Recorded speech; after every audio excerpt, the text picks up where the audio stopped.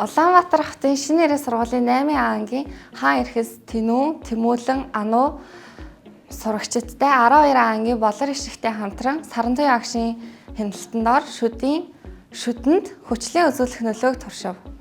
Хүмүүс бид хүчил ихтэй хүнс бүтээгдэхүүн шүдэнд муу гэдгийг мэддэг гэсэн өдөр тутамдаа ашигласаар байдаг. Үүний үр дүнд шүдэнд бат бөх байлгадаг кальцийн карбонат багасж байдаг юм байна.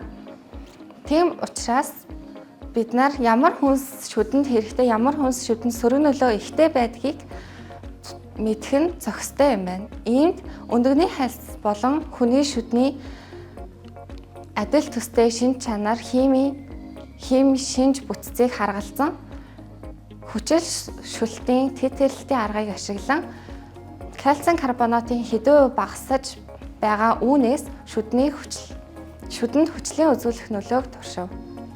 Бидний таамаг л бол хийж өгсөн ундаанд шүлтлэг ба их хэмжээний сахар агуулдаг учраас бидний шүдэнд хамгийн муу гэдэм аа. Тэгээ учир нь болохоор тэр фосфорын хүчил агуулдаг ба тэр нь шүдэн доторх кальцийг уусгаж шүд сэргэжүүлэх нэг шалтгаан байт юм аа. Харин эсрэгээр нь сүүнд бидний шүдэнд хамгийн сайн кальцтай D-витаминтэй байт юм аа. Тэгээд сүүн шүлтлэг шин чанартай учраас ер нь ясанд сөрөг шинж гаргадгүй тий. Тэгээд сүүнд яс бэхжүүлэх тэжээлэг бодисууд агуулгадаг учраас сүүн эрүүл мэндэд амин дэмтэй ундаа юм аа. Дуршилтын хэрэглэгдэхүүнүүд нь болохоор өндөг, хийж усан ундаа, сүү, ус, алюминий цуу, халбаг, химса, шилэн колб, шилэн сав, говшин колб, хэмжээс шилэн дэр, бүретг, юулүр, натрийн гидроксид, давсны хүчил, фенол бутилин. Тэгээд дуршилтын үйл явц болохоор эхлээд өндөгнүүдийнхээ массыг нь хэмжиж, хэмжснийхаа дараа шилэн савнд хийж тэгээд шилэн савндаага өндгөн дээрээ өндгөө бүрэн бүрхэх хэмжээний шингэнүүдээс хийж 24 цаг болгосныхаа дараа өндгөө гаргаж ирж угаасныхаа дараа өндгөө хагалж доторх шарыг гаргаж тэгээд өндөгний доторх нэмгэн мембраныг хуулж авч энэ зурган дээр байгаа шиг ингэж хуулж аваад тэгээд өндөгнийхээ хальсыг бутлаад булцсныхаа дараа нуур нүдүрэнд хийж нунтаглаад нултагсныхаа дараа 1 грамыг шинжиж аваад 1 грамыг шинжиж авсныхаа дараа 30 см3 давсны хүчлэнд хийж 24 цаг болгоно.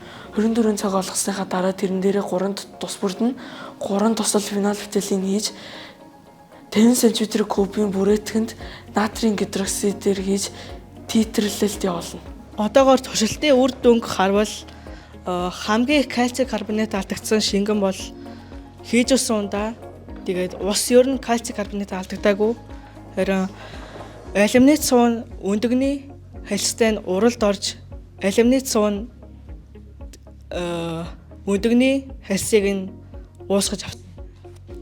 Үүнээсээ бидэд болохоор сүү, ус, хийж усан усныхаа хүчлтэй байгаа ус мала бүрэтгэн тээж хэмж авсан байгаа. Тэгээд сүү болохоор 10 см3, ус 24 см3, хийж усан 24 см3 байсан бол үүн дээрээ давсны хүчил нэмэхэд тус бүр дээр нь 10.9, 11.1, 12.7 см3 давсны хүчил орж хоорондоо уралдаж орж гарч ирсэн байгаа.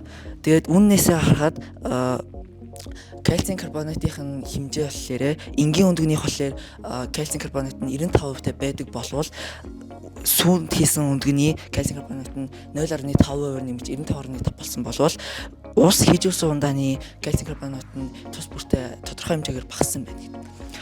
Эцэст нь дүгнж хэлэхэд бидний таамаглалаар бол хүний биед хамгийн сөрөг нөлөөтэй нь хийж усан ундаа, хамгийн сайн нөлөөтэй нь болохоор сүү гэдэг нь батлагдсан.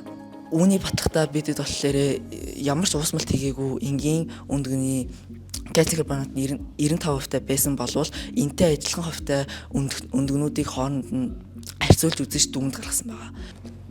Мөн түншлэн бид сонгосон өндөгнүүдээ уусмалтаа хийхээс өмнө болон дараа нь жингийн үзэж хооронд нь харьцуулж зөрүүг нь гаргасан. Үүнээс харахад хүчилт хийсэн биет илүү хөнгөрсөн учраас хүчил хүний биет хамгийн сөрөг нөлөөтэй байна. Хоёр таллаараа